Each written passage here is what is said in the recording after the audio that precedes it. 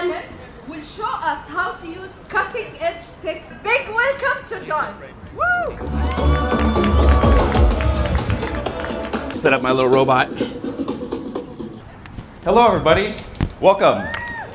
So my name's Don Allen Stevenson III. I go by Don Allen III. I'm going to show you a lot of visuals and clips, and I'm going to explain a little bit about what the future is going to look like in about 5 years when it comes to VFX, AI, CGI. Started off making a lot of videos on YouTube and learning how to use Adobe After Effects. It's an animation software. I started posting on Instagram. I got noticed by DreamWorks Animation, where I was a teacher for 3 years. I taught all of our software to our artists. I started working with Meta. I did a really fun little presentation with Ted on AI videos. Did a masterclass with Masterclass, released a book that I wrote with AI, and then just recently was on stage with Mark to release a new AI product for Meta. But I'm a solo creator, so I worked on How to Train Your Dragon and Boss Baby in an educational role. I would teach our software to all of our artists. So whether you're an animator, a lighter, a rigger, a modeler, any stage of the 3D film, I would be your instructor, and I would work with the artists for the first 2 weeks when they come into the studio. But I realized there's a limitation to some of the existing tools when it comes to CGI and VFX that's done for long form. It would take us years to make one film, but the content that people need today isn't years. They want to see stuff like every 30 minutes or every day. So that's when I kind of started using a lot of new AI and VFX CGI tools that kind of highlight how you can do these today. A lot of this stuff is working right on web browsers, and you can run them right from your own devices. Yeah, for example, this clip was made with Sora, and I used After Effects for that one. Let's go on to the next slide here. These are the people that inspire me, the ones that I try to aspire to be like. So feel free to take a picture, but I try to do it through the lens of creativity and technology with a deep, deep nerd focus. So that's the kind of space that I like to be in. All right, but now let's get into some of my actual current workflows, things that I'm doing every day to crank out lots of good visual effects content. Lately, it's a lot of tools. I know people are seeing a lot of stuff here. Here's all of them in one horrible screen. I'm gonna organize this in a second because this is complete chaos and not useful. It's just a big mess. So let me untangle it. My workflow is really these 4 steps. I'm usually starting off building in an Apple ecosystem because of the fast latency. I use voice to talk to my computers because I have a lot of chronic nerve pain. And so I can use like a device like this and just speak to my computer. I use Vision Pro to kind of use my hands without having pain. Then I'm talking to a large language model, an LLM. These are my favorites: Perplexity, Claude 3, ChatGPT, Gemini, and Meta AI. But you see how this is a loop right here? I spend a lot of time interacting over and over again with my idea, my brainstorm. When I'm happy with the idea, I then bring this into my creative tools. Some of them are traditional VFX and animation tools like Cinema 4D with that big sphere, Adobe After Effects. But then what we're going to cover today are some new ones.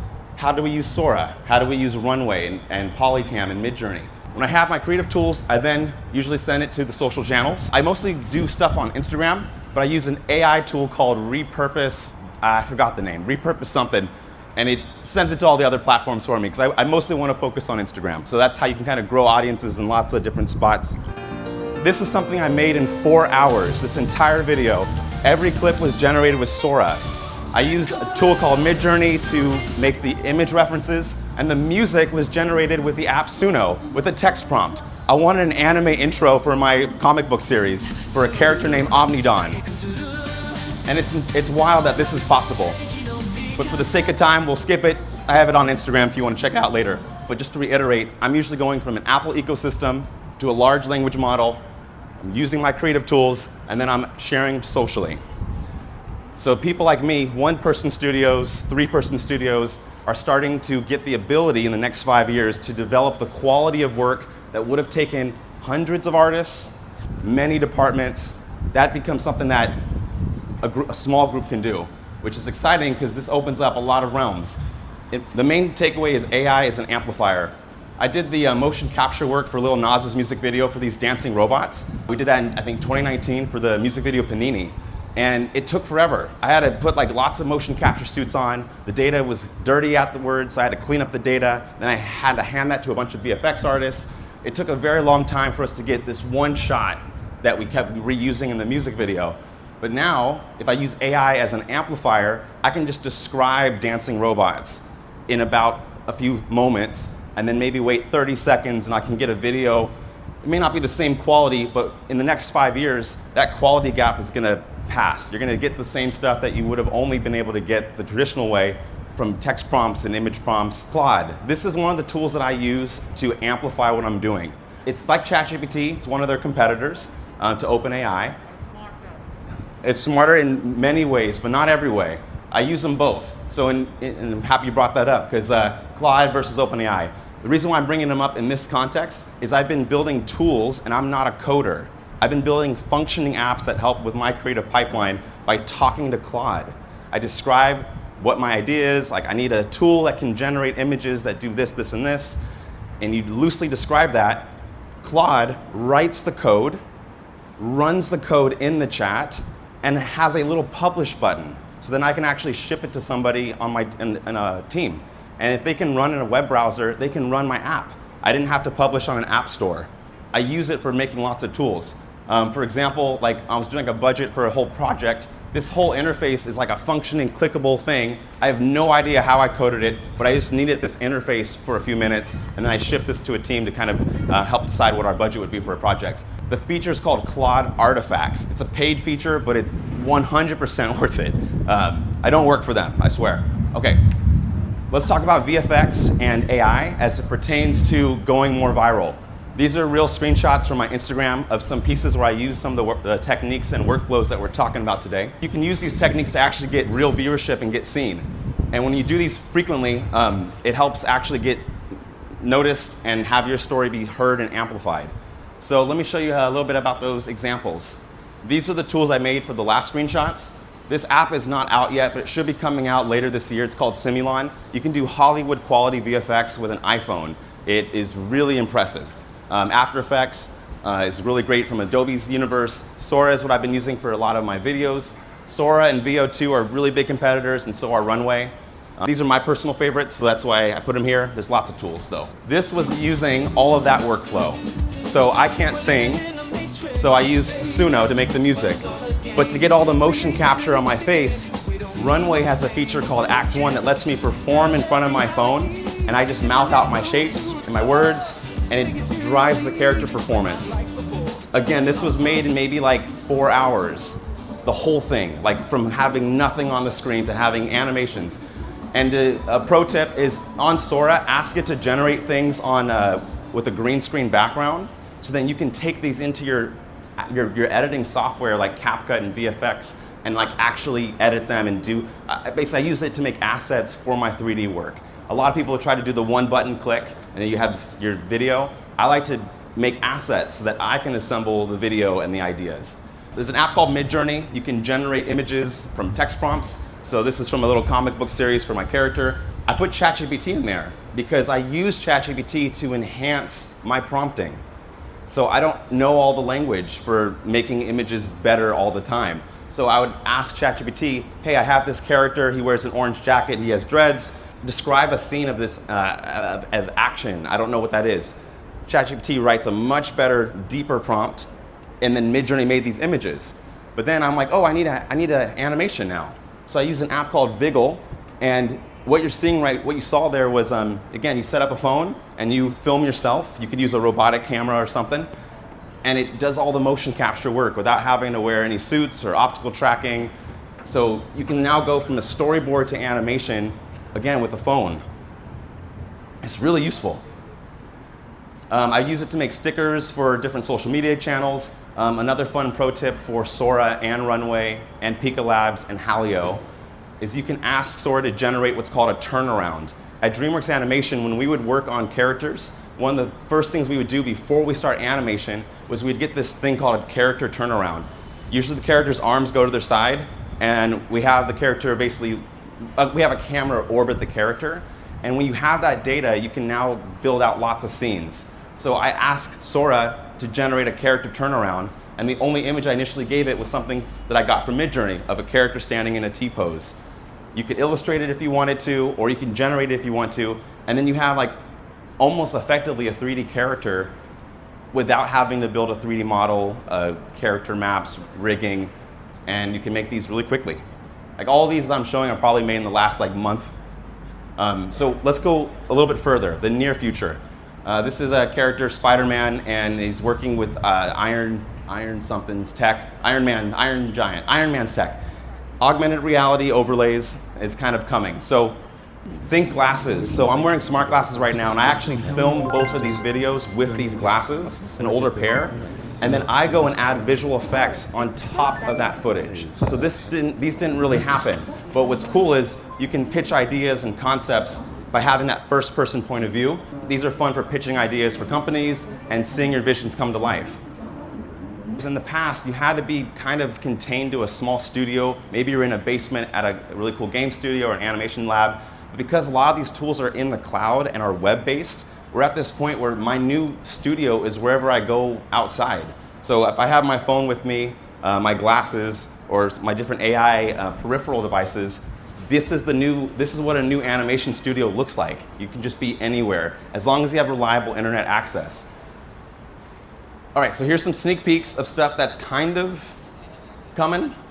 We talked a little bit about them, but I'll just kind of highlight them one more time. Yeah, so Simulon should be coming out this year. It is remarkable. There are competitors to Simulon that are coming out, and this actually makes it so that you don't even need to have a rigorous technical VFX background like myself. You can just have really good creative ideas, and as long as you can film with your phone, you can get these quality assets out of it. These things that I'm wearing on my face are the Ray-Ban Meta smart glasses. I just checked, they are being shipped into Dubai now. I think of just last month, or this month. This month they're allowed to be shipped here. They have cameras in them. If I'm recording you, you'll see a white light that blinks. And that's the only time that it records, and it always notifies you. But the reason why I bring it up here in this panel is later this year, I think they're gonna announce, I don't know for sure, but I think they're gonna add a display inside of one of the lenses. So that starts to add that kind of near future world where we have overlays and graphics on the world. That becomes a lot more feasible this year. So think about that. This is another one that's currently in closed beta. I've been working with them. This is an app called Scenery. They're making a really nice operating system for making real-time augmented reality experiences. This is not VFX. This is running in an Apple Vision Pro in real time. Imagine when ChatGPT has a face, has a personality, has a body, but you're seeing it not as a robot, you're seeing it as like a character that's floating around you. That's coming out soon-ish, I hope. And then Cloud Artifacts, please look at this, it's so useful. The main one I use it for is for proposals. In the past, I would make these big PDF documents of what my proposal is for a client or a company, and they don't want to read it, and it's like super thick, and we're going back and forth making changes. But what I do with Claude now is I give Claude my PDF, and I say, can you turn this PDF of my proposal into an interactive proposal with fun buttons to click that allows my client to customize the price based off of parameters I want. And then we're talking 5 to 10 seconds, I'm getting interactive apps that I can ship to the client. I can't code at all, so I usually just have them just screenshot their final parameters, and I say, just send me the screenshot, and that's what the proposal will be. But it's taking interaction. So I guess I'm a creative technologist, but now I'm also a coder because of tools like this. All right, let's keep going on. We have a few more slides on here. This one uses that same tool, Runway. The product's called Act 1. That's the footage I filmed with my iPhone, and this was not a 3D character. This was a 2D image that I made from Midjourney. Then I used Adobe After Effects to composite that face onto a music video. This is how I think you're going to see a lot more stuff happen in this year and then in the next 5 years. Those were the Meta Orion glasses. I don't know when they're going to launch those. They are real augmented reality, very lightweight. They'll feel a little bit heavier than this. Reminds me kind of like a Vision Pro experience. Another fun pro tip, I call this critical thinking mode. A lot of people are like, use AI to just solve everything and do nothing. I hate that. So what I would encourage is you have the AI ask you the questions. You should use your human thought, your creativity. How does this work in practice? Well, I wrote my first book this year, and I had Claude interview me. It came up with the questions. I said, I don't know. It says, can you give me the questions that would help me write a good book about my life and advice that I would give? And then I would spend the day writing and answering all the questions that Claude gave me. And at the end, I'd take that giant text file, give it back to Claude, and I'd say, can you make this into a nice chapter 3, a nice chapter 4? And then I'll have it critique the chapter. And I made this book in a month and a half. It's published on Amazon, and I do not have the level of focus to do that kind of long form stuff. It's like 30,000 words, and I'm very proud of it. And it's very human. I would listen back to every chapter in another AI tool called 11 Labs Reader. Lets you copy and paste the text, and it turns any text into a nice audiobook that you can just listen to. So I would finish a chapter with Claude, copy that chapter's text, not read it, paste it into 11 Labs Reader app, and then go on a walk with my dogs while I listen to how the chapter sounds. And I'm like, okay, that sounds good. Oh, I lost focus around this part. So I'll take a note. I don't like that idea that you had around like when we were talking about this, maybe try this other example. And it's this very nice collaboration with an AI that allows you to get more out of the interaction. It's called Make a Seed If You Want It. 5 years ahead, which is around the 2030s, these are all a mixture of screenshots from fantasy films and science fiction films. In the next 5 years, they will not be fantasy and they will not be science fiction. Quick show of hands, have anyone watched Harry Potter movies? So you know those paintings where they kind of can interact with the passerbys? These paintings. That's kind of what these AIs are going to be like that you might see in glasses, or maybe we walk up to a wall and there's a painting of a person and you have an interaction with them. He had an emotional breakthrough by having a conversation with an AI. I mean, that's not how they pictured it in the book, but you get the idea. It was a character that was a good compatibility for him to share his story with. So we'll see a lot more of this. Fantasy and sci-fi become like normal. Cool thing I just started is I started working at a new company called Asteria, A-S-T-E-R-I-A. And the reason why it's a new AI animation film studio that's just started about 3 months ago. It's a startup in Los Angeles, where I'm based. And we're building one of the first large-scale, ethically trained AI model where the data is clean on the inside. And it's so useful because a lot of these AI tools, we don't really get to see a lot of how they were trained, especially with a lot of the video models. That's going to be different for us at Asteria. We'll have partners and we'll be even working with guilds to kind of come up with a framework for how do you actually build foundational, high-quality video AI models. And we also do a lot of R&D. So we're trying to pioneer the idea of what the next 5 years will look like by just doing it. We need ethically trained stuff. Oh wow, we got 3 minutes. I have room for questions. Just raise your hand and just yell it. And I'll point to you, because it takes too long to hand the mic around. Yeah? I think more of on the VFX side and the AI side, I'm clear. Especially on the Apple ecosystem. Yeah. Like with the Vision Pro ecosystem, and now that the developer kit, the Apple Vision Pro production got done. Like, do you think Apple would come out with another device and the developer ecosystem will be evolving there? And how about the Meta ecosystem as well? Develop for both. I don't recommend sticking to anything. You should develop for both. Develop for MetaQuest, develop for Apple Vision Pro, develop for Snap, develop for Ray-Ban.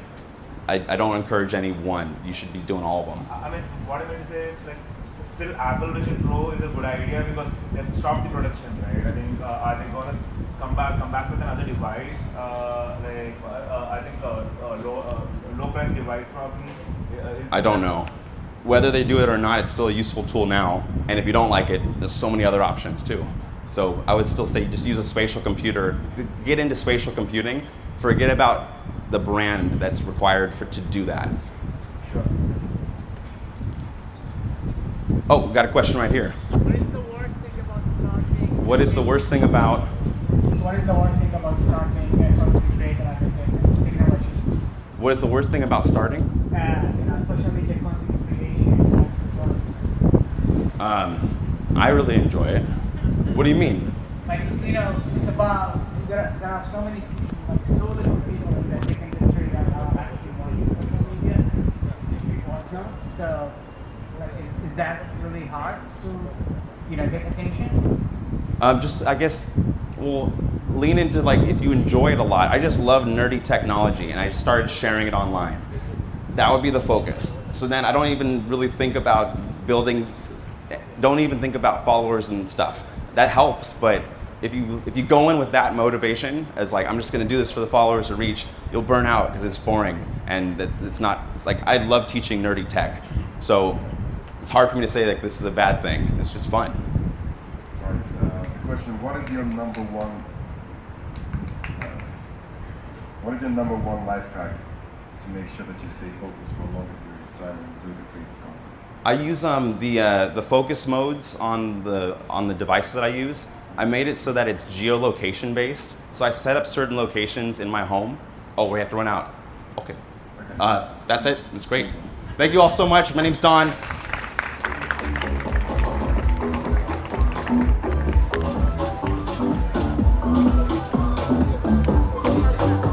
I wanted you to finish your sentence, but it was last question.